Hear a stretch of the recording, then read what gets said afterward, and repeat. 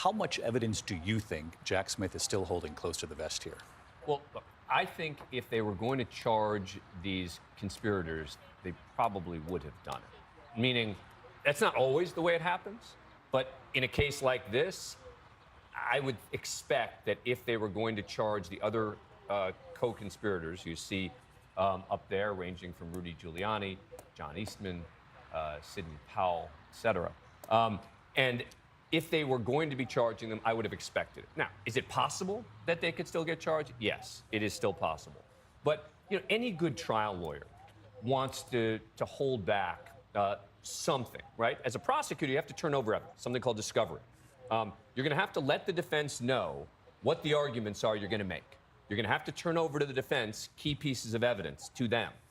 But that doesn't necessarily mean that you have to disclose every single argument that you will make in the context of the case. So I don't know how much he may still have in terms of video, audio, et cetera, but the defense will know that well before the trial, if any of that exists. So there won't be surprises at the trial. Suddenly, the video shows up and the defense wasn't ready for it. That will have had to have been turned over.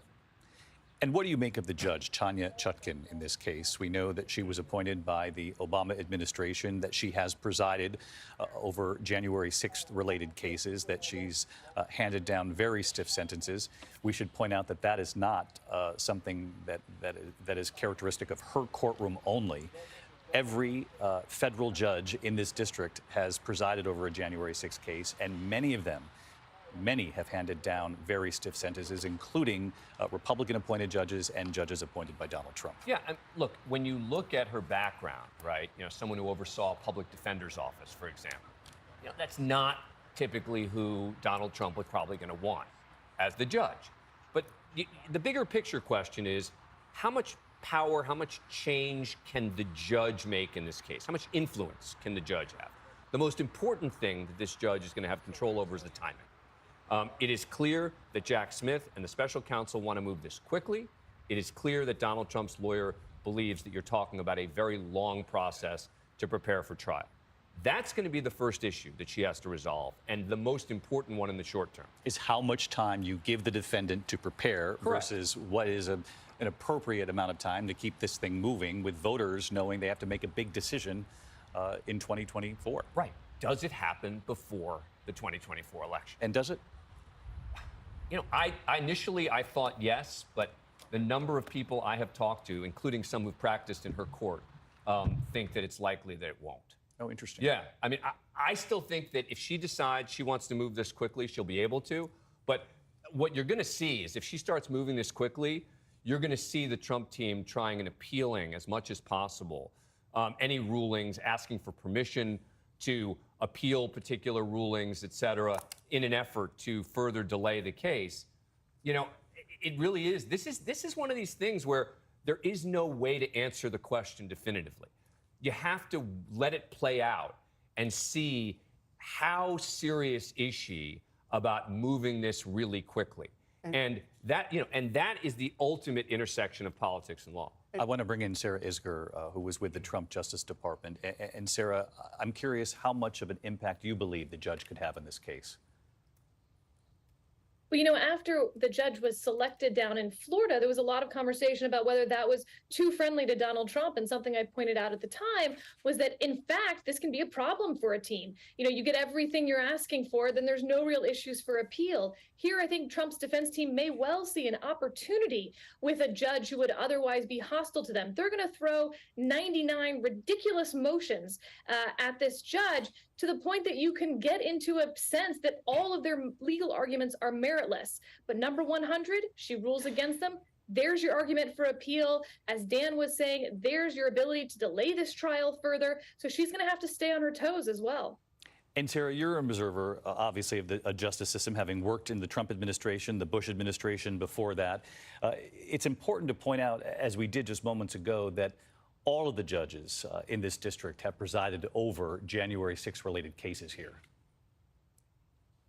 Absolutely. And, this judge, I think, has overseen 58 such trials. While Donald Trump has not been indicted for the violence related to January 6th, the insurrection at the Capitol, like those defendants have, these judges are all intimately familiar with what happened that day from a legal standpoint as well. So, in some sense, that's already baked into Donald Trump's trial, regardless of what the prosecution actually is charged here. And Asha Rangappa, former Associate Dean of Yale Law School, a legal professor, will be checking in with her a bit later for her perspective, because the question for so long has been, would it be simply the people who showed up and marched on the Capitol at the request of their former president, who was standing before them and saying, we must, in so many words, take back our country? We reported on it on that day, but John Carl, a lot of people asked, will those who delivered that message be held accountable, or at least prosecuted for those words and actions, the strategy leading up to January 6th? Or would it be simply the people who, took action on that day at the Capitol, broke windows, took aim at officers who were gathered there, and we saw make their way through the hallways of the Capitol to Nancy Pelosi's office, for example? And in this case, it's a question not only many Americans have asked, but even some of the officers who came under attack on that day. Yeah, and then let's look at Kevin McCarthy's words. I mean, the now Republican Speaker of the House, who was then the Republican leader in the House, on January 13th, exactly 1 week after the attack, stood up in the well of the House and said Donald Trump bears responsibility for what happened here. It was glaringly obvious that the people were at the Capitol because of Donald Trump. I mean, they were carrying Trump banners and Trump flags. They draped massive Trump flags over the eastern front of the Capitol, right by where they barged through and broke past Capitol police officers to get into the building. They were there. Whether or not you think it was incitement in the legal sense of that word, there's no question that they were there because he asked them to be there. And one of the things Jack Smith does in this indictment is he goes through all the times in the weeks leading up to January 6th where he asked people to come to Washington. The famous tweet on December 19th where he tells people to come and says it will be wild. But there were many other examples of that. So yes, we've had all these others, the foot soldiers, if you will. But now we, at last, 2.5 years later, have the person that was that was really calling the shots, if not the shots in terms of the violence on the Hill, certainly calling the shots in terms of the overall effort to overturn the election results. And we heard it so many times, John, in covering these cases, each one of them. And when you hear those numbers, hundreds and hundreds of cases. You mentioned foot soldiers in late terms. These were supporters of Donald Trump who time and time again said, we were following the words of our president. We were doing what he had asked us to do. And quite frankly, we supported him. That was their defense. And we have that moment on January 6th. There were many moments leading up to January 6th, but of course there was what he said that morning, and let's listen. We're going to walk down, and I'll be there with you, because you'll never take back our country with weakness. You have to show strength, and you have to be strong. We fight like hell, and if you don't fight like hell, you're not going to have a country anymore. And I'll be there with you. And of course, John, also in the indictment, even though there are no charges for insurrection per se, but in the indictment, they detail how long the president spent in the White House, in that room off of the Oval, watching all of this unfold and not taking action to try to halt it. Now, it's important to point out, and Trump supporters will say this every time that sound is played, that Trump also in that speech said for people to be peaceful. Now, it was one line where he mentioned being peaceful, and it was many, many other lines where he talked about fighting like hell and we have to take our country back.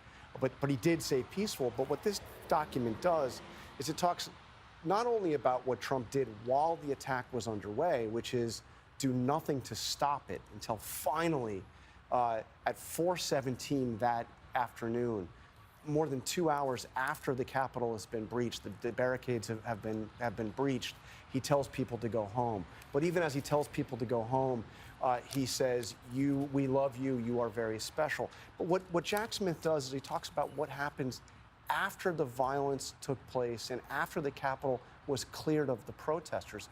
What did Donald Trump do?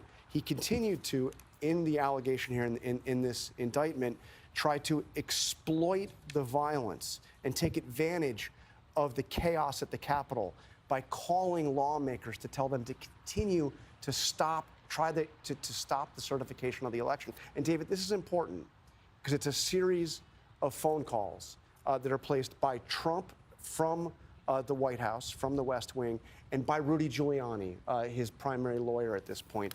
And it talks about at 6 p.m. Remember, the Capitol is cleared by now. He tries to reach out to 2 United States senators. And then from 6:59 to 7:18, again, the Capitol has been cleared. They haven't started they haven't started the certification process again yet.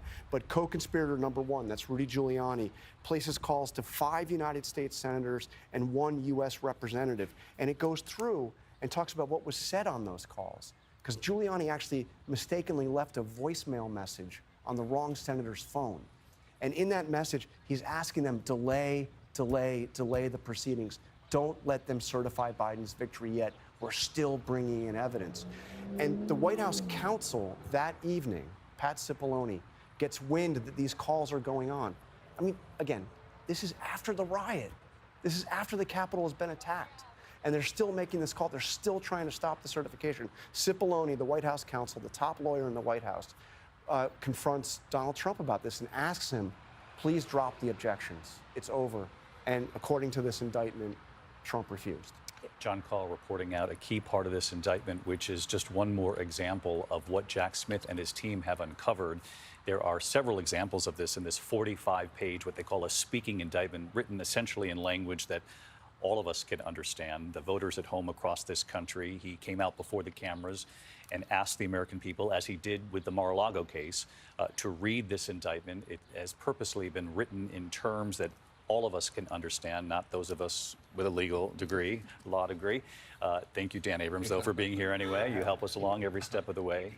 But again, John Carl pointing out an example of what Jack Smith has uncovered. The question is, how much more does he have?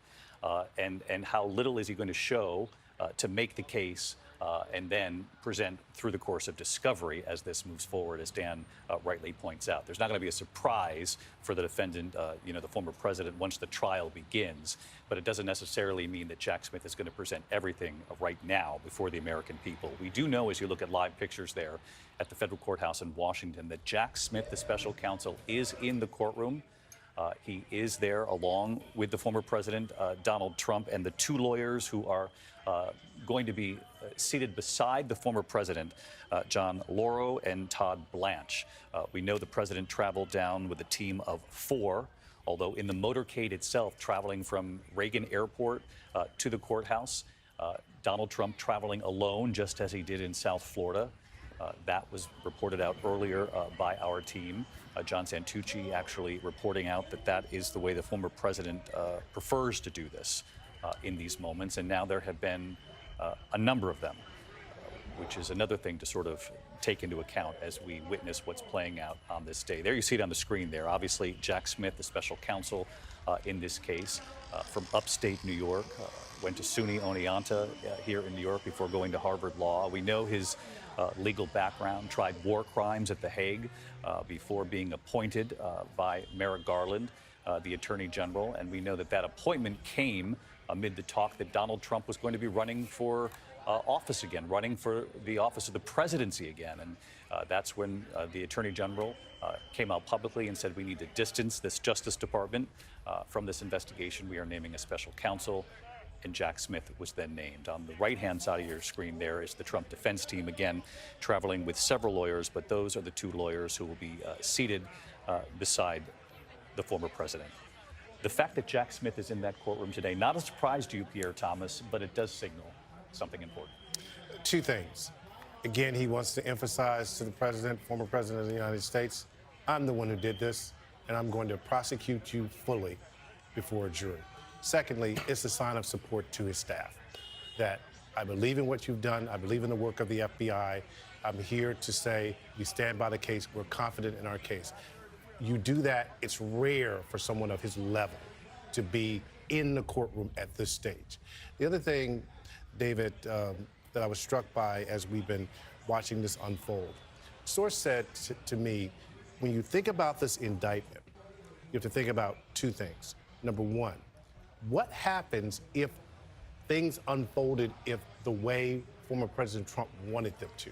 What happens if Mike Pence says, I will not certify the election? What happens if the fake electors are allowed to form and be counted? The source said the country would have been paralyzed. Paralyzed. Imagine day after day with Pence not certifying and the country in limbo. And the source said Jack Smith and the team focused on that as well, that if this had unfolded the way Donald Trump wanted to unfold, the country would have been perhaps in chaos.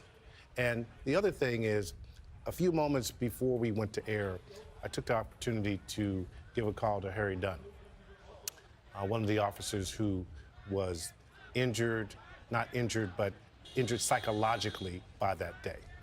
And he said he planned to get off work and to go down to the courthouse. He wasn't sure if he would be able to get in the courthouse. And David, I was struck by the fact that this man is still living with the images of that day, the fighting that he took part in, being called the N-word multiple times that day, the tear gas that he described, asking the question, is this America? And the fact that he's still dealing with this and wants to be at the courthouse today really struck me, because it's a reminder 140 plus officers were injured that day in what they described as medieval conflict, hand-to-hand conflict. And there's still the personal and emotional toll that day took.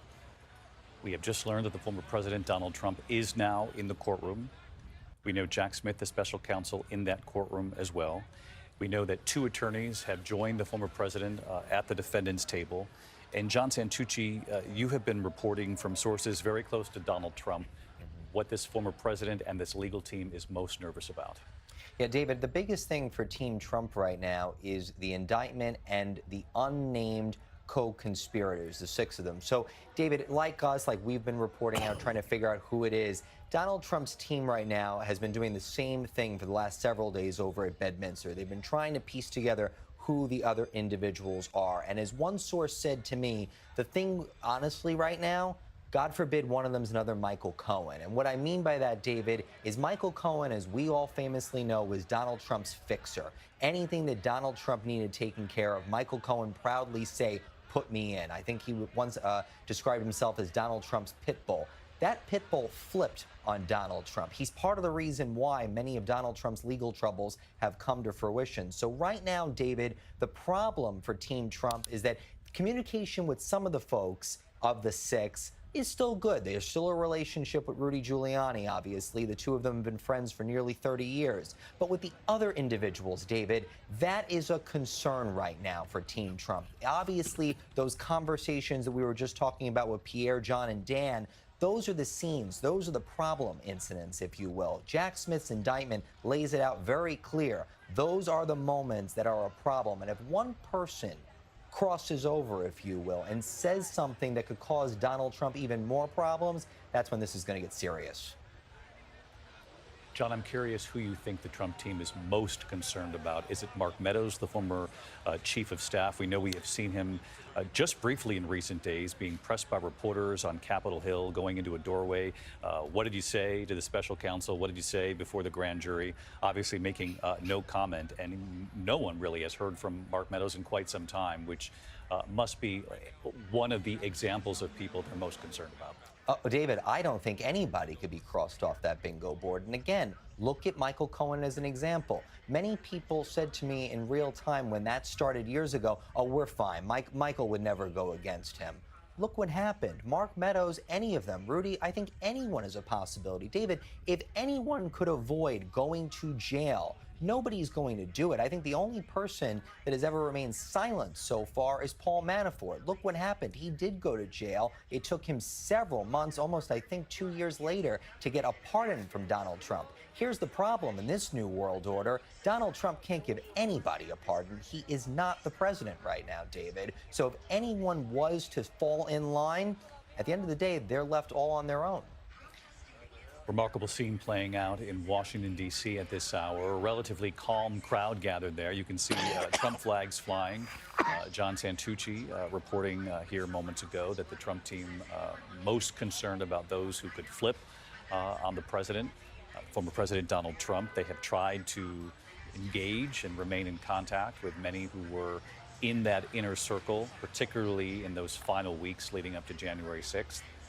As John points out, the conversations continue with some, but not with others, which always makes you wonder if you're part of a legal team, a defense team, what could be playing out with some of those key players. Mary Bruce sitting here at the desk with us. And Mary, the other juxtaposition, you know, when we think about the crowds gathered on January 6th and now instead in this very same place, this is what we're now seeing instead of those who are marching on the Capitol. The other comparison, though, from January 6th is what we heard from Republican leaders in the 24 hours after what we witnessed at the Capitol. John Carl mentioned it earlier. Kevin McCarthy, among those who spoke out most forcefully about what he believed was wrong, unjust, and that Donald Trump should be held responsible for what played out at the Capitol. Fast forward to now, and a very different message we're hearing, not only from Speaker McCarthy, but from the Republican Party as a whole on Capitol Hill. Yeah, the complete turnaround is nothing short of astounding, I think, when you consider what we are seeing today and what played out in the days immediately after the attack on the Capitol. I think back to Inauguration Day. Donald Trump left Washington a political pariah. I remember sitting there in front of the Capitol as the ceremony was going on, looking up and seeing Donald Trump's helicopter doing a flyover as he left Washington, of course, not attending that ceremony, the first president in 150 years not to attend the ceremonial transfer of power. He was driven out of town. You saw Republican leaders, including Kevin McCarthy, saying point blank that he bore responsibility for what had happened at the Capitol that day. Flash forward to today, and Donald Trump is returning to Washington, not in a way that he had hoped, clearly. This is not his own inauguration. He's now being arraigned for the third time in less than 4 months. But he is returning defiant, the overwhelming frontrunner in the Republican Party, with the support and backing of leaders like Kevin McCarthy, who are now coming to his defense, getting in line with Donald Trump's argument that this is all politically motivated, that this is a political vendetta, that this is simply Joe Biden and Democrats trying to weaponize the Justice Department. It is a remarkable turn of events. And I have to say, you know, as a lifelong Washingtonian, it's pretty remarkable to see these scenes. You know, this was a city that, like the country, was completely rocked by January 6th. We all remember the National Guard coming in. We remember the barricades that were put up around the Capitol for weeks. And that is another concern of the Trump legal team here, that the jury that they are going to face, concerned that this will not be a favorable jury to him. That they lived through this personally. Yes, personally. It is very raw for many Washingtonians still. I want to ask you about the current president, Joe Biden, who has talked infrequently about Donald Trump using his name as it pertains to these federal criminal indictments. He has talked loosely about what played out on January 6th. It's among the first key images of the campaign launch, his launch for re-election. But he hasn't talked specifically about the former president.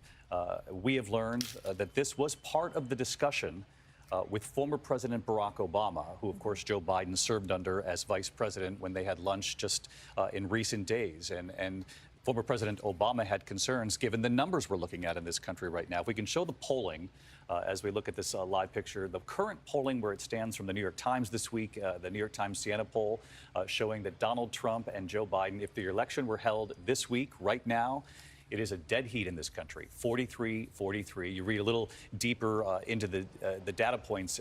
It shows a number of people who were not happy with Donald Trump, with what they witnessed January 6th, hinting that they would not vote for him again, but not willing to say they would vote for Joe Biden. So there is a little bit of room in that polls. I know the Democrats will point to, although you have to wonder if you're the sitting president. This is the third indictment of Donald Trump. You have the images of January 6th, and you're still in a dead heat, 43-43. And this is why the former President Barack Obama is so concerned. Well, look, at face value, you would think your political rival has now been indicted 3 times. You would be attacking him on it. Joe Biden isn't doing that. He is staying far away from all of this because he is well aware that Donald Trump is campaigning off of all of this. And Joe Biden doesn't want to say anything that would fuel Trump's argument that this is somehow politically motivated. So instead, the White House stresses over and over again the independence of this Justice Department.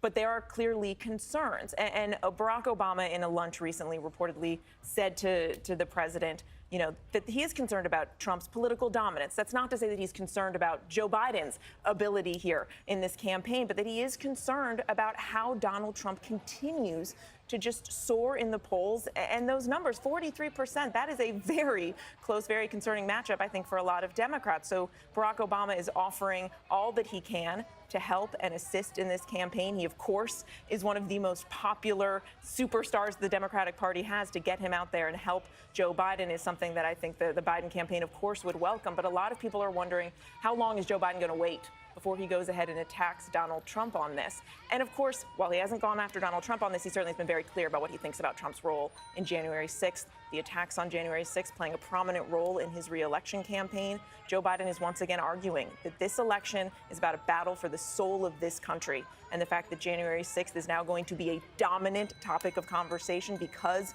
of the way that this case is going to play out, I think is something that Joe Biden certainly hopes will help him going forward. A moving strategy day to day, I'm sure, within the White House and within the Biden campaign, how much to say and when to say it. But very interesting to hear that he had lunch with former President Barack Obama, who suggested that at some point here you might have to engage. Mary Bruce, thanks for the reporting on that. You're looking at live pictures again of the federal courthouse in Washington. We understand that the proceeding is underway. Donald Trump now sitting at the defense table in the middle of his attorneys, Todd Blanche and John Lauro. Jack Smith also in that room. Our reporters inside the courtroom reporting that Jack Smith could be seen looking across the room to the defendant, obviously the former president, Donald Trump, while Trump was seen whispering with one of his attorneys, Todd Blanche. We're told that the former president's hands clasped at the table, and we have been reminded in these scenarios of the public version of Donald Trump and what you would expect. Sort of the bravado, the political talking points, the signals of strength publicly, and then when you look at those images from inside the courtroom, although we don't have live cameras, though we'll get sketches afterward. But when we have seen inside the courtroom John Santucci, that is a much different version of Donald Trump, and someone who you can see generally in their facial expressions and their body language that they understand the weight of what is playing out. Absolutely, David, and we're learning in real time just from our folks that are able to watch that feed. Alex Mallon and Mike Levine putting out reporting to our team right now, saying that Trump has looked around a little bit, has talked to his attorneys, but has been rather silent, reserved. And David, unfortunately, with federal court, there are no cameras in court, as we know, but we have seen that image before of Donald Trump at a defense table. We saw it at Manhattan, that one still image of Donald Trump there, rather quiet, rather reserved. A Donald Trump, David, quite frankly, that most people never get to see. But regardless, in all three incidents, and from our team's reporting that can see inside federal court right now, that Donald Trump, the Donald Trump that is sitting there, taking it all in, it all weighing on him, a silent Donald Trump. That is the Donald Trump that is the courtroom guy. John Santucci describing what we have seen from the former president before, although we have yet to hear the full readout of his demeanor inside this courtroom, though we just heard from John and from our team reporting in that he is flanked by an attorney on each side, that he is looking around the courtroom somewhat. Jack Smith with his eyes trained on the defendant. Jack Smith, of course, the special counsel. The former president, before reaching that courtroom, was processed. That obviously means fingerprints were taken in this case. Had to give over personal information. No mugshot, no handcuffs. Neither were expected. Obviously, we're dealing with one of the most recognizable people in the world, and this has played out before. Sadly, in South Florida as well, a very similar scene there. No mugshot, no handcuffs, because it was simply not necessary. I want to bring in Martha Raddatz in Washington, watching this play out with us as well. And Martha, just to pick up on this discussion with Mary Bruce a moment ago, and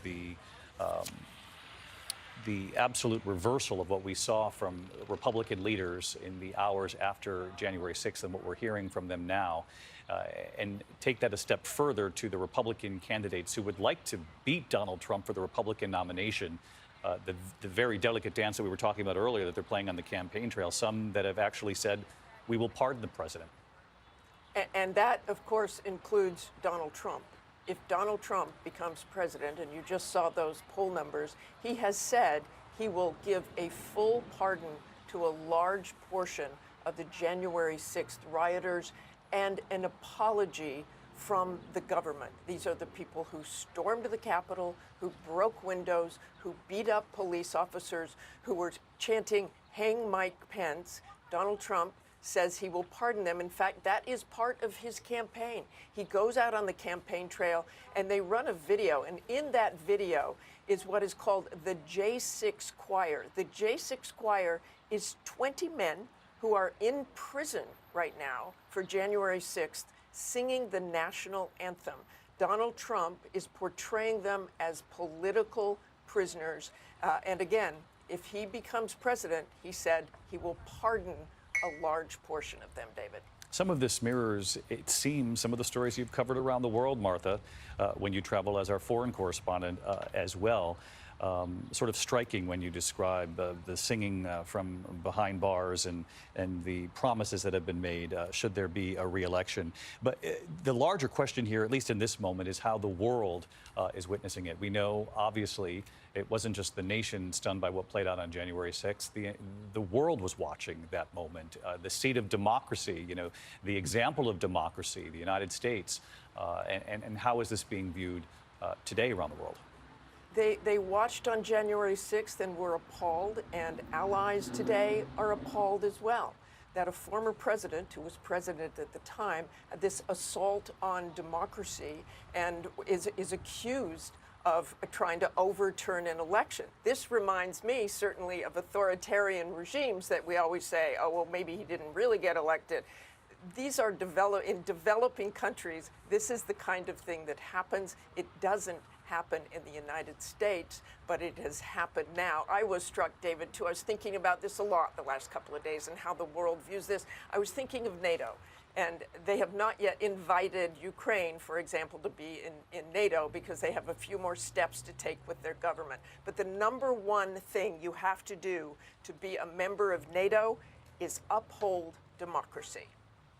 Martha Raddatz with us here this afternoon. Martha, thank you, as always, for your insight. I want to bring in our senior political director, Rick Klein, who you at home will know from election night, standing in front of the wall, if we call it all different things, but the map, and so carefully guiding us through as these election nights unfold. And we're so, I don't want to get ahead of ourselves, Rick, but at the same time, there are a lot of people at home just asking, you know, the questions that we should be asking on the air, which is, you know, we have a couple of federal criminal indictments now, and they are significant, historic. We've never witnessed this before as a country. So a lot of questions that we just haven't seen before. Donald Trump has answered a couple of these questions. You know, on a radio show in recent days, he was asked point blank, if you're convicted in either of these cases, what happens to the campaign for president? And Donald Trump was very clear in his answer. Yeah, and look, to Mary's point earlier, Donald Trump has only gotten stronger. His beliefs have gotten stronger inside his own party. If you look back to right before that first indictment in connection with the hush money payments in New York, he was leading the Republican primary field by about 20 points. Ron DeSantis' closest rival. Fast forward to right before the first indictment from Jack Smith, he was leading by about 30 points. As of today, according to our 538 polling average, he's leading by about 38 points. Now, you can't say this is only because of the indictments, but clearly they haven't hurt him politically. And the more you see the other candidates feed into the argument that this is a witch hunt or this is part of a two-tiered justice system, it only strengthens him politically. And in fact, Republican voters have said consistently in polls, not that they think this will hurt him politically, they continue to believe that he is the strongest candidate to take on Joe Biden, that he is, to borrow a common phrase, the most electable candidate. So the argument the other candidates are making, even as it gets sharper, his rise might be even stronger because so much of what they're saying right now is fueling that key argument that he is only now enduring these multiple indictments because of who he is and what he is trying to do on behalf of his supporters. And we just don't know because, again, this is uncharted territory, what and I don't want to get ahead of ourselves, but a potential conviction would do to some of those numbers. It is helping the political campaign in the short run. We just don't know what it would mean down the line, given we don't know how either of these cases will proceed. I did want to ask you, though, you mentioned 37, 38 points ahead of Ron DeSantis, who is the closest candidate behind Donald Trump. Historically speaking, Rick, has anyone ever made up that ground? No, this is a larger lead than any candidate realistically can be expected to surrender. It would take cataclysmic external events for you to normally think. Now, maybe we see that, maybe a conviction, or maybe kind of the accumulated weight. What a number of campaigns have told me is that they're banking now on Trump fatigue. But that's essentially hope. That's not a real strategy. They're hoping that those Trump voters are going to tire of him, worry about the baggage, and then look to park their support somewhere else. That isn't really a fully formed campaign strategy, and that's the problem with so many of these candidates. It's also what makes Mike Pence a little bit interesting in this moment. As we reported a little bit earlier, he's gotten much sharper in his critique of Donald Trump in the last couple of days after the indictment came out, now saying flatly that anyone who's engaged in the kind of conduct that's alleged in this indictment should never be president. But when you've got a candidate in Donald Trump who is ahead by almost 40 points, is that also a gamble on the part of Mike Pence? 100%. Look, Pence right now is struggling to even qualify for the first presidential debate just 3 weeks from now. He needs the traction, as do so many of the other candidates. And they're making these kind of bank shot calculations about how you can do it. No one is able to, or is proven to be able to, defeat Donald Trump head on in the Republican primary. And as of now, I don't see any of the candidates who actually have a strategy that can get from here to there. That's just an extraordinary scenario that Rick Klein, our chief political director, is laying out here. The numbers bear this out from the latest polling. Donald Trump, by far, is the leading Republican candidate in the race for president, leading Ron DeSantis, the closest person behind him, by 37, 38 points. Historically speaking, no one has ever been able to make up that ground. It would seem, at least so far, these cases against Donald Trump, these indictments, have only helped to solidify his base, to make his case. And you've heard what his argument is, which is that the Biden Justice Department is taking aim at Donald Trump precisely because of where we are right now, in the middle of a cycle, the run for president all over again. And again, we're just in uncharted territory as we watch these cases now play out on two different paths, these two federal criminal indictments, the one in South Florida, the one that will play out right here in Washington, D.C., which, of course, is what you're watching live pictures of right now. Any moment, we are expected to gain more color from the courtroom. We know the proceedings have begun. Donald Trump has been processed in Washington, just a couple of blocks from the White House, also just a couple of blocks from Capitol Hill. His return to Washington, obviously not the kind of return that he was hoping for today in making this trip from Bedminster to Reagan Airport in Washington, then the motorcade driving him alone on the way across the Potomac, past the Jefferson Memorial, past so many of those monuments that were a temporary home to Donald Trump for 4 years, as he made his way to this federal courthouse today to answer an indictment, the kind of which we have never seen here in this country before. A former president being accused of trying to overturn an election that he knew he had lost to try to hold on to the White House. I want to bring in Aaron Katersky reporting out more color from inside that courtroom as we get bits and pieces from our reporters who are inside. What have you learned, Aaron?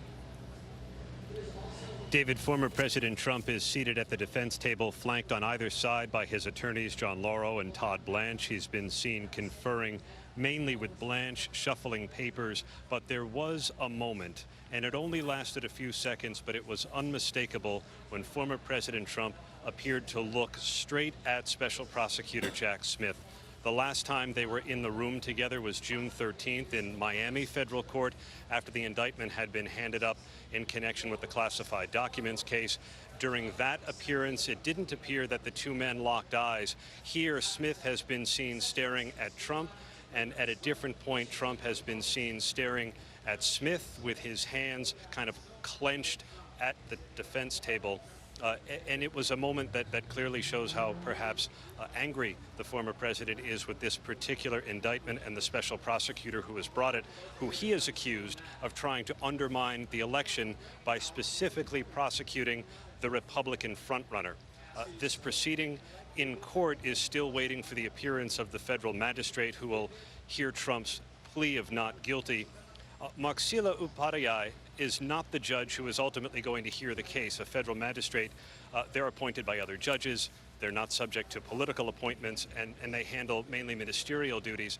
After this, we expect the judge, Tanya Chutkin, the district judge, to take over the case. Someone, David, you've pointed out, has heard a number of January 6th cases and who has ruled against former President Trump in the past in a case involving the January 6th Congressional Committee when Trump tried to withhold documents. She ruled against him, writing, "Presidents are not kings." David? The moment you learn more, Aaron, raise your hand. We'll come right back to you for any kind of reporting from inside that courtroom. I want to bring in Asha Rangappa, Associate Dean, former Dean at Yale Law School, current law professor, former FBI Special Agent. Asha, always great to have you with us. And I wanted to ask you, how difficult a case will this be to prosecute on the part of Jack Smith? And then on the flip side, how difficult will it be to defend the former president? Well, based on the evidence that's in the indictment, I think that he's got plenty of witnesses and documentary evidence at his disposal. And we have to remember that unlike the Mar-a-Lago case, this won't encounter the same kind of procedural hurdles because it doesn't involve things like classified documents. So I think that he has the potential to move forward on this. And I think this one is the most important indictment that we have seen so far. Remember that the Manhattan one is from before Trump became president. The Mar-a-Lago case is after he left office. This is especially significant because this concerns his actions when he was president of the United States. He was using the levers of power to try to weaponize the people under him, the Department of Justice, the military. It's an abuse of power. And I think in many ways it has a through line from impeachment to now. Because you'll remember that many of those Republicans who refused to vote to convict him said that the criminal justice system is the right venue for this, and here we are. And this is an important historical record for whoever occupies the Oval Office moving forward. Asha, stick with me here. We know the judge has just entered the courtroom. All rise could be heard. Proceedings expected to begin at any moment. This is about 20 minutes now after the former President Donald Trump arrived in that courtroom. Again, the judge is now in the courtroom. Asha, I want to bring this back to you. You just laid out a scenario by which Jack Smith could try to move very quickly to prosecute. That, again, this doesn't involve, you know, boxes and boxes of classified documents like Mar-a-Lago, which could get delayed in the discovery process and in motions to the judge. This case is clearer cut. Now, having said that, what do you think would be the former president's defense, and how difficult will it be to defend him? I think that it looks like from his public statements, he is testing out a few different defenses. There's the advice of counsel defense, that he was just relying on the advice of his lawyers.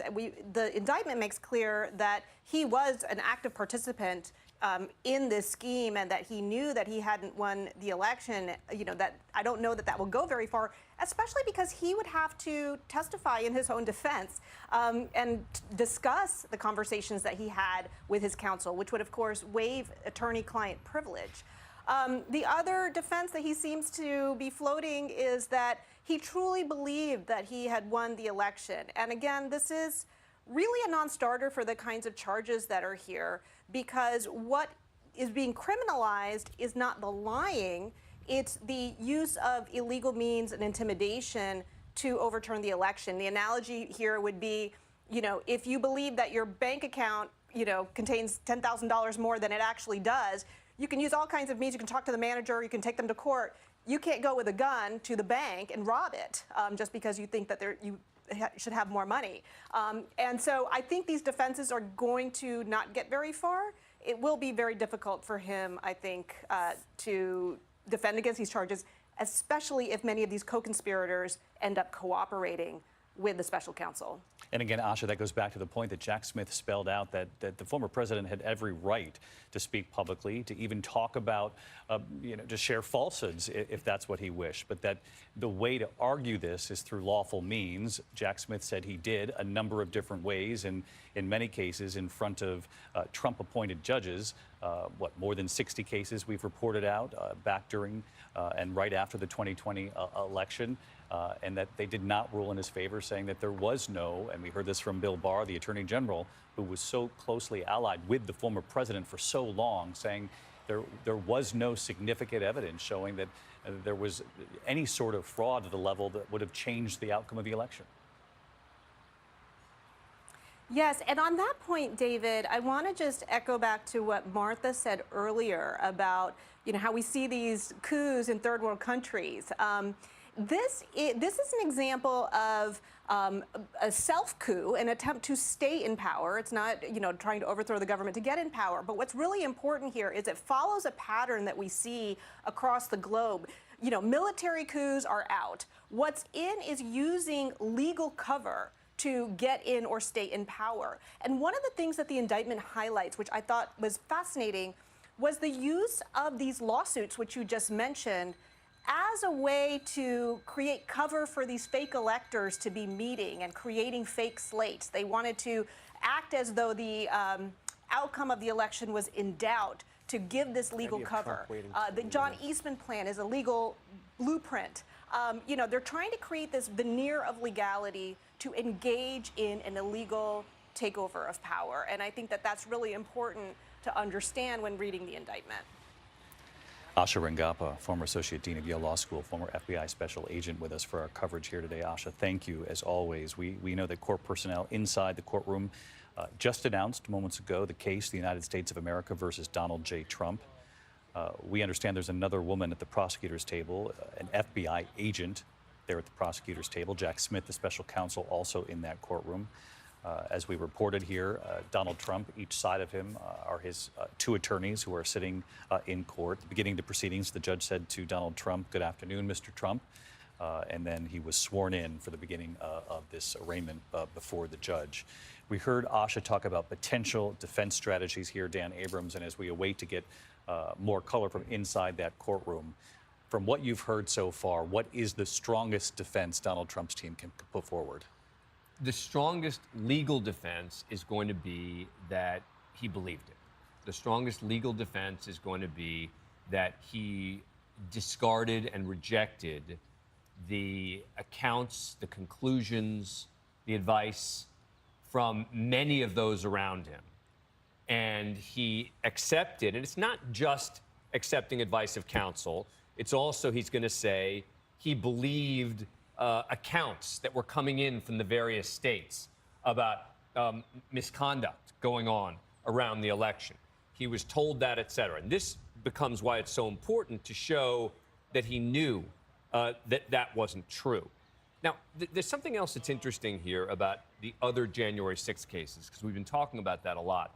And we've been talking a lot about the timing of this case. How quickly could it move? Could it happen before the election? One of the reasons one would think this case could move a little more quickly is that a lot of the legal issues have been resolved and have been litigated in connection with the other January 6th cases. So some of the questions about can you use, in fact, one of the laws that Donald Trump is charged with here has been litigated about what does it mean? What is the definition? What is the standard? Those are the sorts of things that take time and that have actually been resolved to some degree in connection with the other January 6th cases. And very likely some of those issues resolved in Judge Chutkan's courtroom because she's presided over many of these January 6th cases already. Right. The first ruling there, then they go to the appellate court, in particular sort of a definition of how high a standard is there for obstruction of a proceeding. I think that's very important. But look, the defense is going to be arguing, as Asha said, a whole lot of different kinds of defenses here. I think that it's not quite as clear-cut as Asha thinks it is. I think that this is a strong case that he's got, but there's going to be some wiggle room here. There's going to be much more wiggle room here, I think, for the defense than there is in the documents case. I mean, the documents case is so straightforward. It's about, did you have these documents? Did you refuse to turn them over? Did you try and destroy video, surveillance video, et cetera? Were you trying to prevent them from getting the stuff? That's pretty straightforward in terms of legal questions. Here are the questions of intent. Frame of mind. Frame of mind, intent. These do become significant issues. And as I talked about, bigger issues on some of the charges than on some of the other charges. But, I think it's important to distinguish from the political defenses, which are, they're just out to get us. They just want to prevent Donald Trump from winning. By the way, which is an interesting argument, this idea that, oh, they're trying to interfere in the election, and yet all we ever see every time an indictment happens is Donald Trump go up in the polls.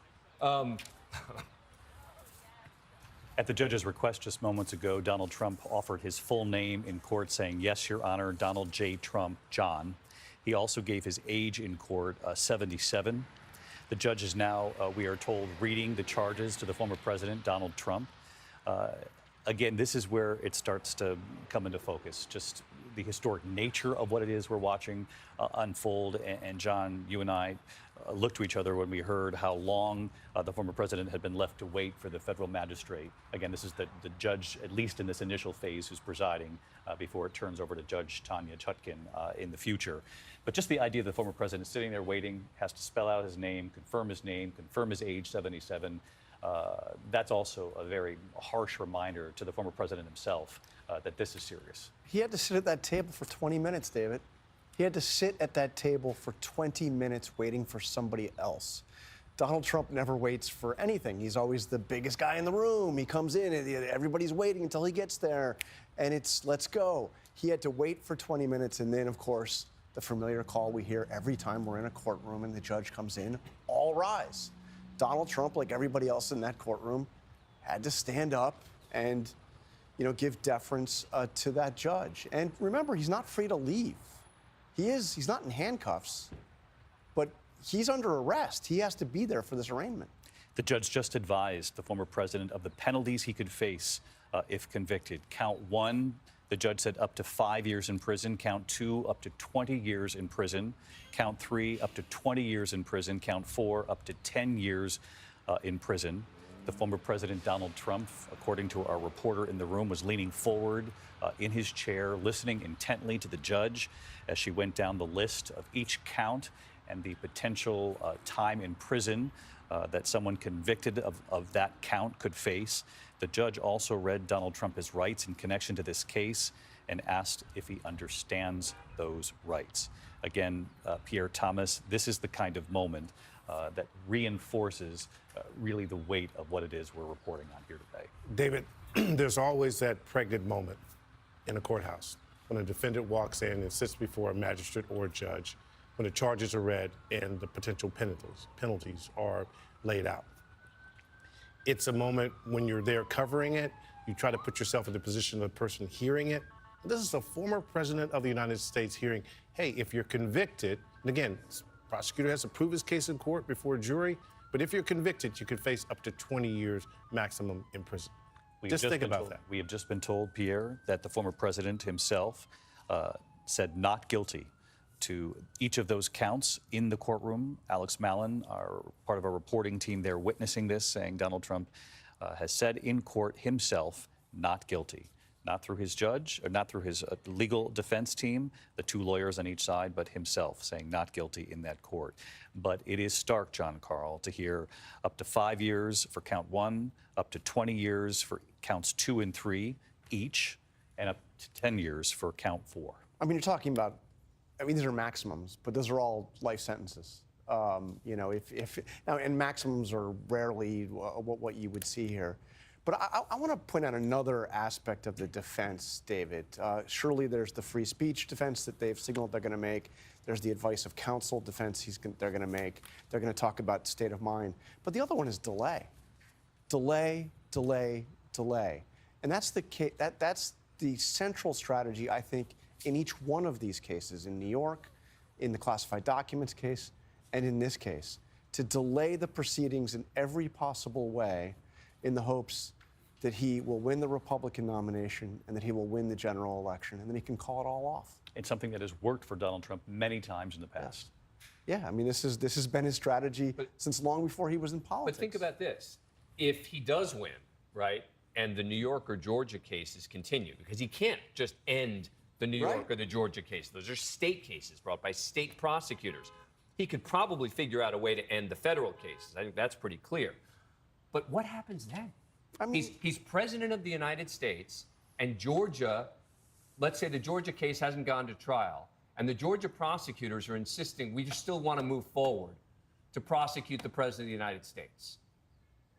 I mean, it's a scary thing to think about. Well, especially because he has shown that he is willing to use the power of the federal government and the power of the office of the presidency to further his own ends. So, I mean, how is Donald Trump, as the now 47th president of the United States, going to willingly and go down to Fulton County, Georgia, and stand trial? No, I think that's clear. I think there's no way. Right. So you'll have yet another constitutional crisis. Aaron Katersky outside federal court in Washington. He's reporting live for us. And Aaron, as we've been reporting here, each count laid out before the former president, pleading not guilty himself in that courtroom. Uttering the words while standing before the federal magistrate who heard the plea. And former President Trump is used to have people standing before him, but he had to do it, face the judge, and enter the not guilty plea to each of the 4 counts after the judge had read them aloud and after she had told the former president the potential penalties if convicted, a total of 55 years. It's unlikely the former president would serve anything close to that, if any time at all, if convicted of these counts. But it was a stark reminder of the consequences. The former president also had previously to enter his age, 77. He had to remind the judge of his middle name, John, when he first appeared before her. And now this proceeding should be winding down. We may hear when the next date is before the district court judge that will be ultimately hearing this prosecution. And then the former president is expected to quickly depart this courthouse and return to Bedminster, New Jersey. But David, just an extraordinary proceeding in 3 separate cases in 3 separate cities. The former president has pleaded not guilty to each and every charge he's faced. Aaron Katersky outside that courthouse, the federal courthouse, just steps from the Capitol in Washington. We're getting a readout of what's described as a somewhat awkward moment inside that courtroom. When the former president was asked to say his name, he apparently stood up and walked over to a microphone at the counsel's table to say his name. It was then the judge said he didn't have to stand. The former president walking back to his seat, sitting down, and then proceeding to say his name, his age, pleading not guilty himself. We are learning terms of release at this point, and John Carl aptly pointed out a moment ago that, again, he's not handcuffed.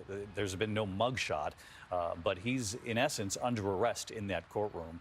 They have just agreed to conditions of Donald Trump's release, and let's bring in John Santucci. What's the team learned on that, John? David, we're learning from our Alex Mallon and Mike Levine that are watching this in real time that the prosecution and the defense have agreed on several conditions. 1, Donald Trump must not violate any other federal or state laws. 2, Donald Trump must appear in court as required. Obviously, we'll be yet to see a calendar on this case, David. Trump must sign an appearance for bond. And as one of the prosecutors put it, he must not, quote, communicate about the facts of the case with anyone Trump knows to be a witness, except through counsel or in presence of counsel. And David, that one is duplicative to the other case that was brought by special counsel Jack Smith, the document retention case. Witnesses that are involved in that case cannot talk about the case with Trump. We see here in this case now on the efforts to overturn the 2020 election, same thing. Donald Trump cannot talk to any other witnesses that are known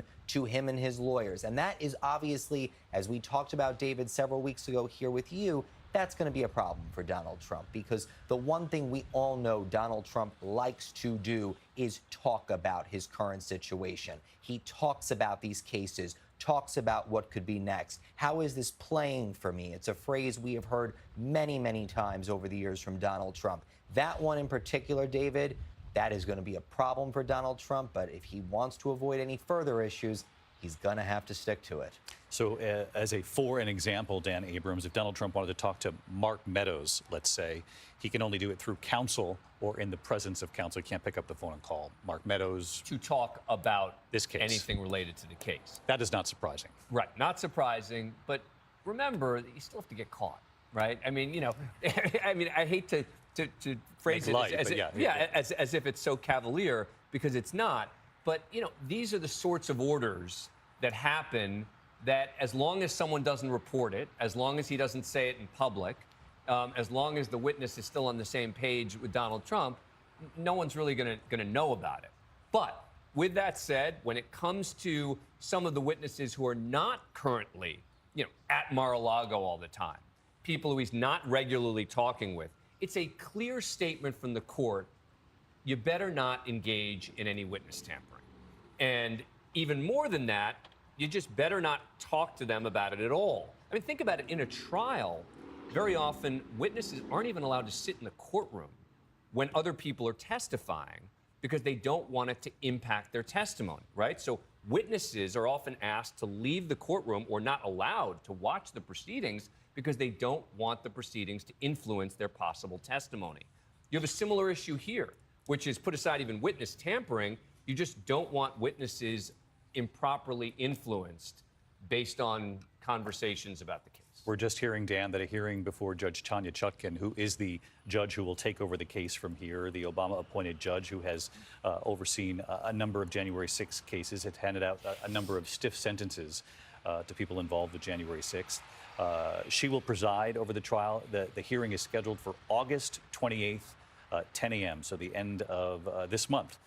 The latest of 3 dates offered as options. So again, the magistrate overseeing today's hearing, the latest date of the 3 dates offered as options from prosecutors was selected. Prosecutors had wanted the hearing to be earlier, but again, the next date, key date on this calendar, August 28th. 5 days after the Republican debate in Milwaukee, the first Republican debate, which again, we don't know if Donald Trump is going to decide to show up.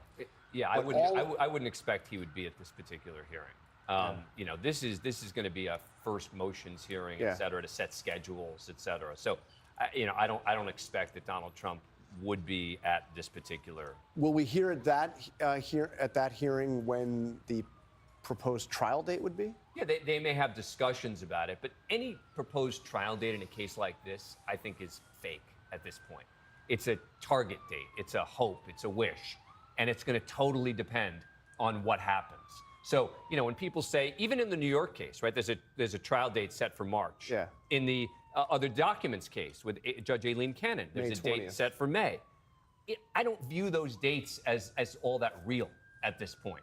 Those are the target dates. That's the date they're setting as of right now. I'd expect, in particular, in the Florida case, she's going to end up moving it again. So, interesting, important to know what the possible dates are, but don't bank on them. And one thing we can be clear on, I mean, the idea that both of these trials, just the federal cases, just these 2 federal cases, the idea that both of the trials could take place before the presidential election, I mean, that's got to be impossible. There's no way. There'd be a minor miracle if one of them can happen. Correct. But correct. And again, one could. Yes, one could. I mean, again, it's still a year plus away, But I think it's certainly possible that one of them will happen. Probably less likely, but I think it's incredibly unlikely that both. So does Jack Smith push ahead through both of them and then just try to figure out which one? Absolutely. Or does he at some point has to make this a priority, decide? Well, it's going to be up to the judges a lot. Yeah. I mean, he can push all he wants. Obviously, Jack Smith would like to move more quickly. He's made that very public in both of his press conferences before the American people, which really weren't press conferences. They were public statements to read the indictment. I want to bring in John Santucci. John, as we heard there, it's just a couple of days after the Republican debate. Have you received any new guidance on whether or not Donald Trump wants to be on that stage with the other Republican candidates? Well, David, we know from a report in the New York Times just a couple days ago, executives at Fox News actually made a trip out to Bedminster, New Jersey, lobbying the former president to participate. I'm told, David, he's still not committal to it, and he's wavering. He's asking anybody that he's been around as of late, David, what should I do? Should I do it? What are your thoughts on it? Again, as we often know, but that is something that is definitely weighing on him. I'm told the former president is really in a toss-up. He's thought about doing counter-programming, something else instead of that night. But, Donald Trump knows 2 things. If it's a show everyone's going to watch, he can't help himself. So I do think if he feels the crush of it, and I think that the dates being so close to each other with everything here, as John Carl just pointed out, is really super important because Donald Trump, if anything, knows how to throw out a shiny object, right? How many times was there something when he was in the White House that we were all talking about, and then he'd do something else to move us forward? I could see a world that when we start to look at this calendar, if it falls around other events that we'd be surprised he'd show up to, given the other things going on right now for him, he'd absolutely go. So I think it's something certainly possible, but we'll have to see soon. I think it's a very stark and immediate example of the collision of these criminal cases and the campaign for president. We're seeing it already in the final days of August, the first hearing in this case, which arguably is the more significant when we look back at U.S. history. Never before have we seen a former president charged criminally at the federal level with trying to overturn an election to try to hold on to power in the White House. The special counsel alleging that Donald Trump knew that he had lost the election. That is what these 4 counts stem from. The obstruction counts obviously have to do with the certification of the election, and the other key part of this prosecution will be the fake electors scheme. And in the 45-page indictment, which certainly doesn't lay out all of Jack Smith's evidence, we wouldn't expect that would be the case, but he does lay out evidence that he believes, that directly links former President Trump to that scheme to somehow come up with different electors to represent those states so as to represent different outcomes than actually what played out. I want to bring in Rick Klein because, Rick, I'm just thinking through in my head, again, this immediate example of these two things colliding, the campaign and these criminal trials. I know Mike Pence is working very hard to get his requirements met so that he could be on that Republican debate stage. So you're looking at the potential, Rick, of having, Mike Pence up there, who could be the star witness in this case, and Donald Trump, who is the defendant in this case, sharing a spot on that stage. And then a judge who just said you can't communicate about the facts of the case with anyone Trump knows to be a witness except through counsel. I don't even want to make any kind of joke here, like you'd need counsel in the audience to sort of navigate the whole thing. But I make this point only because it's a stark example of what we're going to face covering, reporting out, and what the American people will witness over the course of this campaign in the months ahead. David, it's mind-blowing. Think about it. Mike Pence just yesterday said he'd be open to testifying against Donald Trump. He is known to be a potential witness. The judge is just ordering him not to have any communications with potential witnesses. Well, what about if at a Republican debate, January 6th comes up? Are Mike Pence and Donald Trump not able to argue about it? Would Donald Trump force a judge to potentially revoke the terms of his release if he gets into a big public argument with Mike Pence over what did or didn't happen on January 6th? And that's to say nothing of the fact that Donald Trump often says the quiet part out loud. He's going to give interviews. He is going to post on his social media channels. He is going to say a lot about the facts of this case, much of it untrue, no doubt, as he said before. And all of that gets grist for a mill. Now, obviously, he can make public statements. No one is going to infringe on his First Amendment rights. But it just tells you what this really means in practice with the political and the legal calendars beginning to combine, to collide. It may be that Donald Trump is not able to comply with the letter of everything that is being laid out for him by this judge, and it could easily land before a judge again. And there's going to be lots of times that he's tempted, as he is challenged on the facts of this case as a candidate for president, if nothing else. People are going to ask him these questions. His fellow candidates are going to ask him the questions if they share a debate stage. And yes, it could be Pence and Trump going head-to-head on a debate stage long before Pence is on a witness stand. Stick with us here, Rick. We've just learned the proceeding in court has wrapped up. We will hear from our reporters inside that courtroom the moment they come outside, so stay tuned here. Let's go right back to Rick Klein, because, Rick, one quick follow-up. What does Mike Pence still need to do in order to get on that debate stage? He's got to get about 10,000 additional donations. He has said that he has had a spike in donations in the last couple of days. And you mentioned earlier the fact that he is actively raising money off of this indictment, including selling that hat with the Trump quote saying that he was too honest. They are leaning in on this, changing the campaign messaging right before the Iowa State Fair next week. He is hoping that this gets him over that mark. A couple of candidates are in the same position. They want to be on a debate stage whether or not Donald Trump is there. And Donald Trump knows full well that a lot of eyes, if you're trying to reach a significant number of eyes, a lot of eyes would be tuning into that debate if people knew that there was the potential. And again, this is just the first example of this, but the potential to have Donald Trump and Mike Pence sharing a stage, with one serving as the defendant in this historic case, the other perhaps the star witness against him. Yeah, what a show it would be, and of course with legal consequences along the way. And it's hard to imagine that this won't be one of the central, if not the central issue of the Republican primary from here on out. The fact that he faces these multiple indictments and the fact of his actions when contrasted with Pence's actions. There's at least one other candidate in Tim Scott, who's also a witness to the events of January 6th. It's utterly extraordinary to think about how he is now being prosecuted for the very events that the nation witnessed and some of these rival candidates witnessed 2.5 years ago. Rick Klein, our political director. Rick, thank you. Stick with us here. I want to bring in Aaron Katersky live outside the courthouse. We understand the former president has left the courtroom. Aaron, as we know, we've had a readout that the counts were read before the former president. He was also reminded of what the potential prison sentences could reach, the maximum sentences, not expected, but it is required of the judge to lay it out for each count. And then the former president pleading not guilty in his own words. What other color can you offer, and how soon could we expect to see any images of the former president? We expect the former president to leave the court any moment now, David, and when he emerges from this courthouse, he is going to walk into or at least see from the window of his motorcade, a sea of supporters who've been blaring music and chanting slogans from a giant speaker set up across the street. There are a number of his supporters here waving flags and denouncing the Attorney General, Merrick Garland. There are also detractors of the former president who are carrying signs saying, "Lock him up." We have seen this kind of carnival follow him from New York to Florida, here to Washington, D.C. But during the motorcade away from court, he is going to see all of these protesters who've come here to see him once again, the center of the show, David. Our team inside that courthouse, Aaron Katersky outside. Aaron, thank you. We have learned that Special Prosecutor Tom Windham approached the bench and requested of the federal magistrate, the judge overseeing this first hearing, a speedy trial, while Donald Trump's legal team repeatedly refuted that request, asking the need for a fair trial and an ample opportunity for the defense to review a massive amount of evidence to be entered by the government. This case will benefit from normal order, including a speedy trial, the special counsel prosecutor Tom Windham argued. The judge responded to Windham by saying the court would ensure a fair trial, but the judge not elaborating what fair trial means with respect to the timeline. So again, the special prosecutor, a member of Jack Smith's team in this case, approaching the bench, asking for a speedy trial.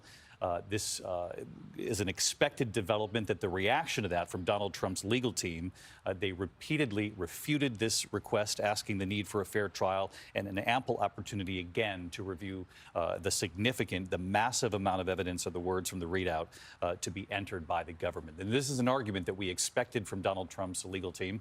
And quite frankly, Nat Abrams, it's also an argument we expected to hear from Jack Smith, the special counsel. Speedy trial. Donald Trump's team saying, whoa, it doesn't need to be fast, it just needs to be fair. We have a lot of evidence to go over. And remember that the constitutional right to a speedy trial is the defendant's right.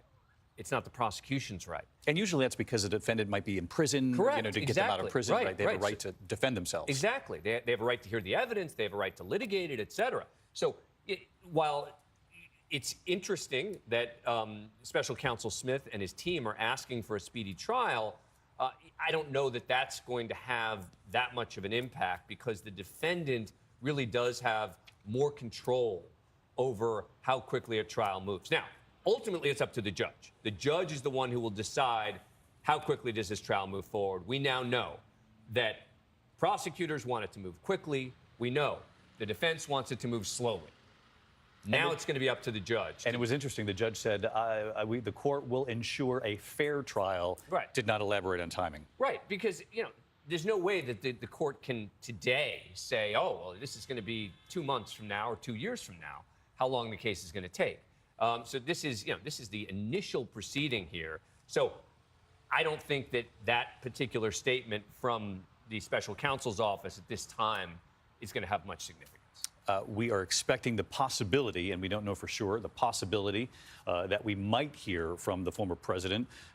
If and when that happens, we'll listen to it. We'll decide whether or not to bring that to you right here while we're on, or whether we do it as part of our coverage on World News Tonight. In the meantime, the other question, Jack Smith, we hear from him so infrequently, only twice now, once on the Mar-a-Lago case, once in this case. Essentially saying that Donald Trump should be presumed innocent until proven guilty in a court of law, and also making the same request he made in the Mar-a-Lago case, to the American people to please read in so many words the 45-page indictment here? David, he really is, Jack Smith, trying to do this by the book. He's trying to say, yes, I'm aggressive. Yes, I'm pursuing this case. But he is presumed innocent until proven guilty. He wanted to do that. He's emphasized that twice, as you said. And David, the other point, I'm looking at those images of streets closed, a gauntlet of security around the courthouse. It's just another reminder that a former president of the United States is in a federal courthouse in Washington, D.C., facing potential criminal charges. This is all becoming familiar because we've seen it play out in New York, in Florida, and now Washington. But this is still really extraordinary what we're witnessing. And now we're watching the motorcade, Trump departing the federal courthouse, now back en route to Reagan Airport, where the plane awaits. We'll bring the former president back to Bedminster. Again, I suggested the possibility we might hear from Donald Trump. If we're on the air, certainly we'll listen to that for you and bring that to you. If it happens after our coverage here today, certainly the team will have it on World News. Catherine Falders was inside the courtroom. She's now outside the courthouse. And Catherine, take us through what you witnessed. So the former president walked into this courtroom, and this is not a man who waits for meetings very long at all. He sat there for 25 minutes, the former president, before this started. Jack Smith was in the room when Trump came into the room. He, being the former president, looked around the room. He looked at who was there. He did look in Smith's direction. He mouthed the word not to Smith, but generally to the courtroom. He said hi. He looked in the direction of some of his other attorneys who came in.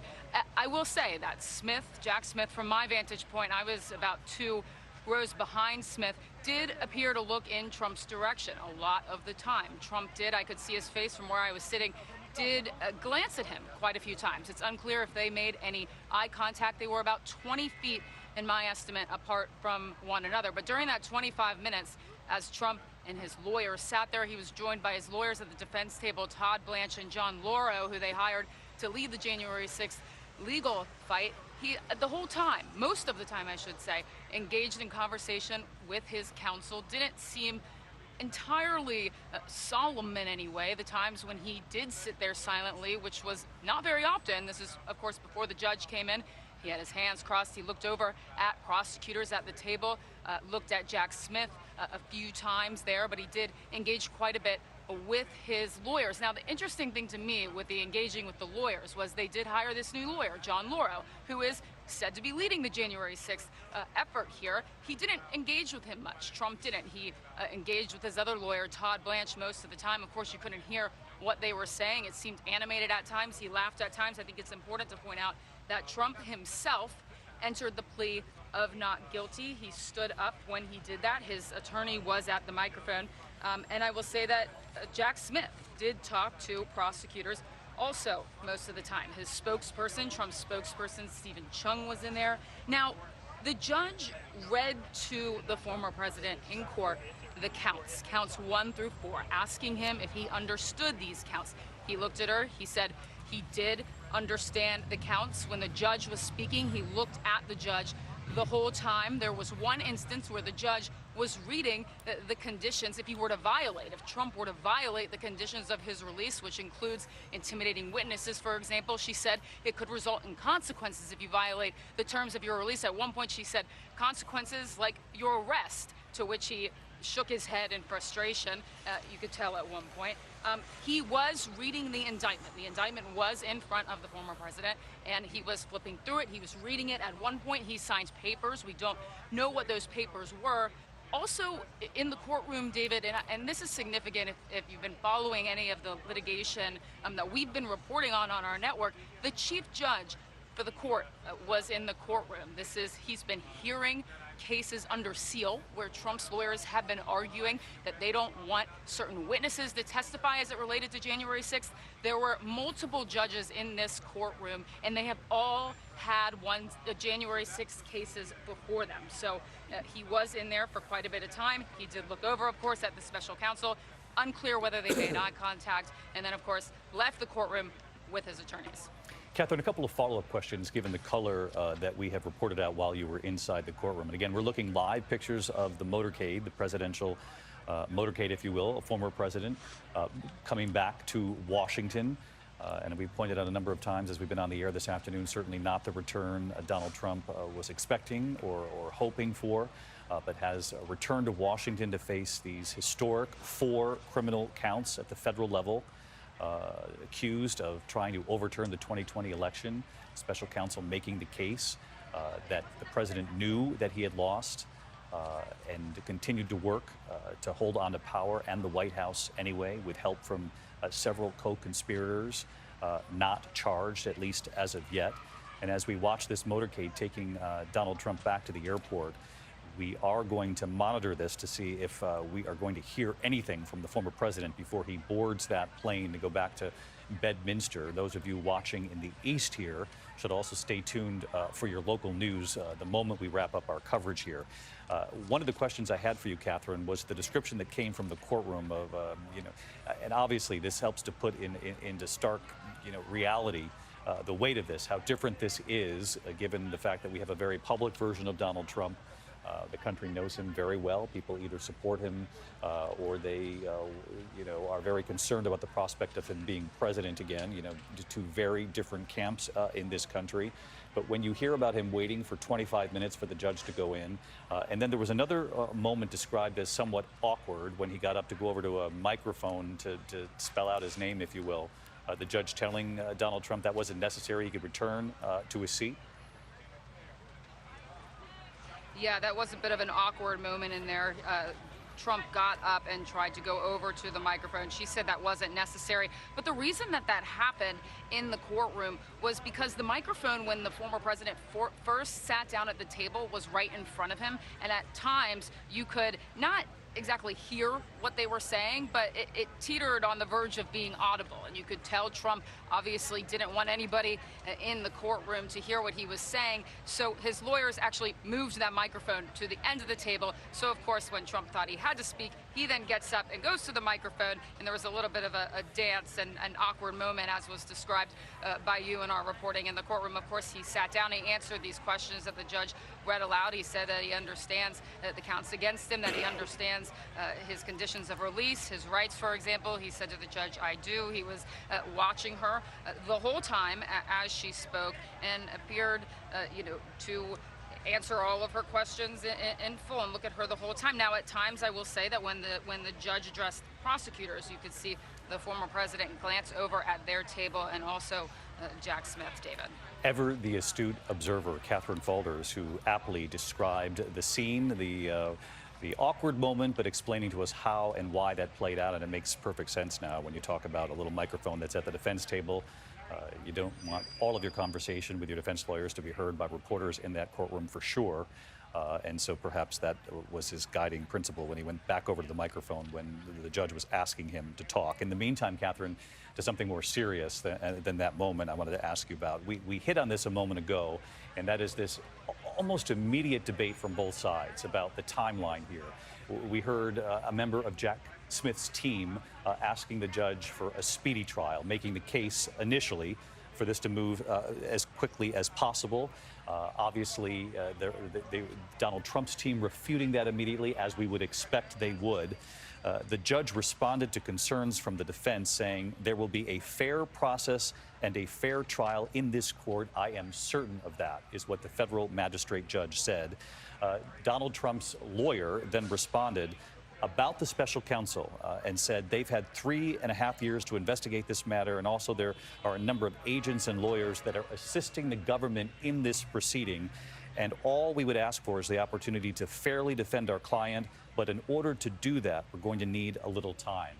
To that, the judge then responded to raise any concerns with the district judge overseeing the trial. And of course, we know that's the judge set to take over at the hearing, as I understand it, Catherine, which is now set for later this month.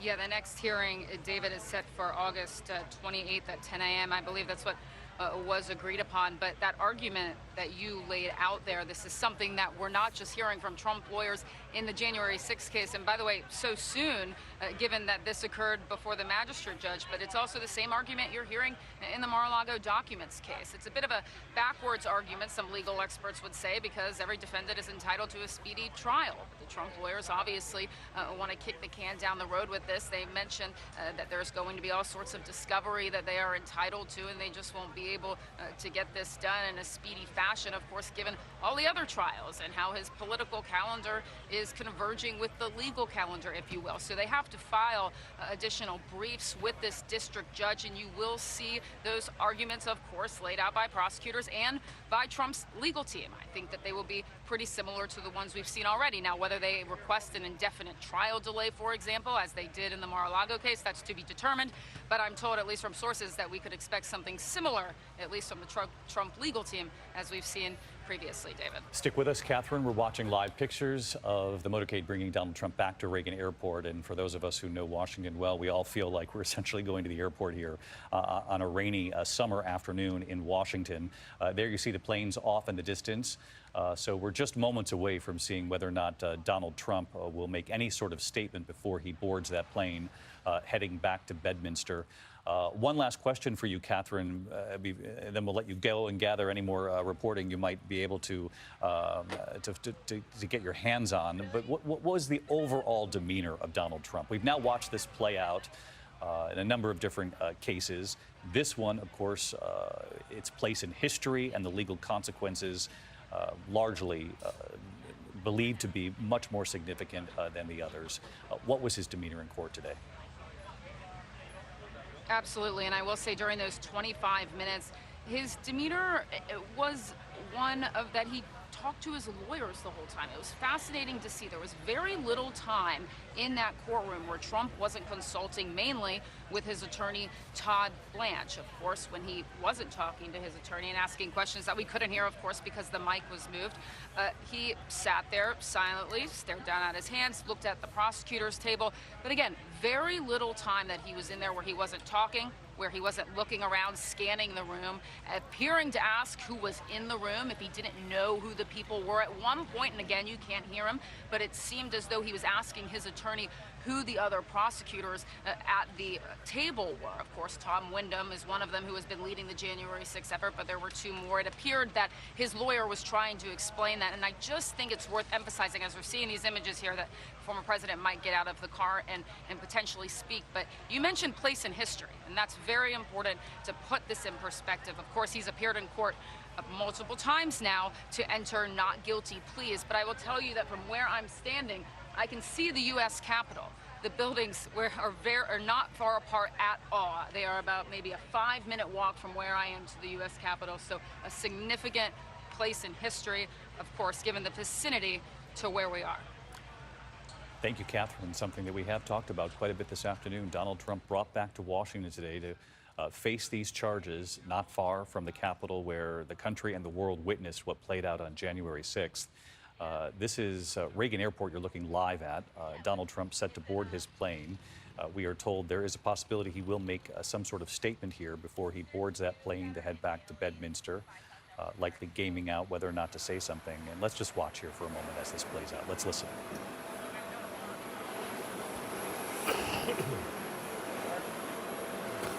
I'm not going to live in here.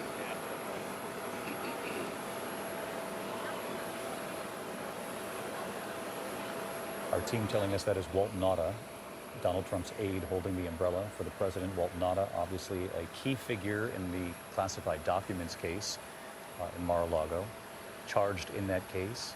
An additional charge just in recent days with that superseding indictment and Jack Smith alleging that Walt Nauta, holding the umbrella, made that secret trip to Mar-a-Lago, going into detail in that indictment in yet another case that Walt Nauta and the manager there at Mar-a-Lago walked down the tunnel with a flashlight to try to find the surveillance camera that was trained on the storage room, allegedly, that had boxes of classified documents, asking employee number 4 to delete the server.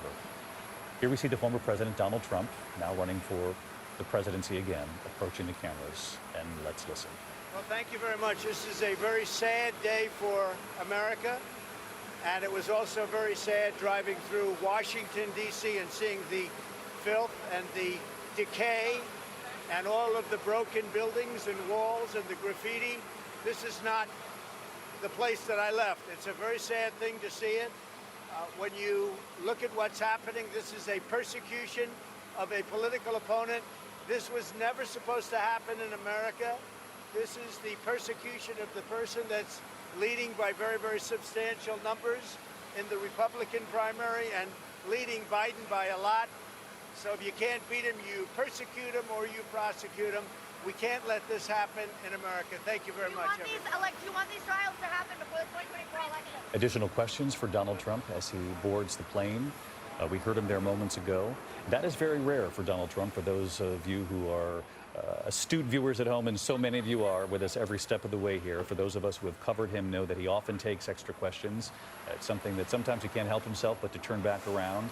But that might be a signal in the former president knowing the weight of this day and making a statement and not taking the bait on any of those questions shouted his way. But you heard Donald Trump say this is the persecution of a political opponent. He talked about the decay he witnessed in his short trip here to Washington as a swipe, obviously, at the current administration. He pointed out that he's leading significantly. He used his own adjective on the Republican side, which is true. He is leading Ron DeSantis, the closest opponent for the Republican nomination, by about 38 points in the latest polling. He said he's leading, he insinuated that he's leading Joe Biden significantly as well, although we know that's not necessarily the case. They are even, actually, in the biggest poll to be released this week, the New York Times Siena poll. It's 43-43 with a number of people undecided, unwilling to say that they're going to vote for either one of these candidates. And a number of other polls show a much closer race between Donald Trump and Joe Biden. John Carl, these are the talking points that we have heard. Not a terrible surprise. I thought what was telling, though, was how brief this was and that he didn't take any other questions. And to see Walt Nauta holding the umbrella for him as he got out of that limousine. I mean, Walt Nauta, his personal assistant, one of his most loyal aides, now himself facing legal jeopardy and the real possibility of years and years and years in prison, and still there by his side. But David, he clearly was going to make his point. I'm being persecuted because I'm running against Joe Biden. I'm being persecuted because I'm winning. He's not winning against Joe Biden. That's a very close race if it comes to pass. But he wants to play the victim, and he wants to tell his supporters that they're coming after me because they really want to come after you. And in fact, in recent days on the campaign trail, he said, I'm indicted for you. That's exactly, he's explicit about it. And he's also explicit in saying that this is his retribution campaign.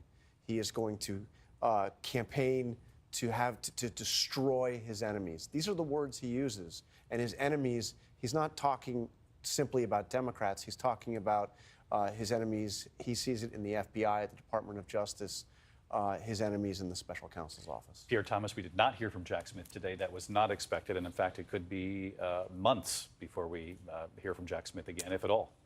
I've been told by his people, he spoke when he had to. You won't hear him until they speak in court. And David, I think the reality today, notwithstanding the politics, we now see a criminal case regarding whether Donald Trump tried to steal an election now fully enjoined. Pierre Thomas with us as well. One last thought here from Mary Bruce, our chief White House correspondent. Anything from this White House? Still nothing from this White House, and I don't think you're going to see anything from this White House. But as if there was any doubt there, it is clear Donald Trump is leaning hard into this. This is what is going to dominate the next year and a half, both clearly in the court system and on the campaign trail. You heard Donald Trump there arguing that what President Biden is doing is, in his words, saying if you can't beat him, you persecute him. That is going to be the argument going forward. And it's not just that the legal defense is going to dominate Trump's campaign. I think the question going forward is whether his supporters tire of that, whether at some point there is that fatigue we have been discussing. Will voters start to say, I want to hear a little bit less about Donald Trump and a little bit more about what you're going to do for me? That is what Joe Biden is hoping, that they will start to wonder, what can the next president do to make their life better? And Joe Biden is hoping that that leaves room for him to be able to show how he can govern. And the first, and it's a major one, the first major legal argument we saw play out in this hearing today, and that's over the timeline, Dan. You heard the Jack Smith's team asking for a speedy trial, making their case to the magistrate.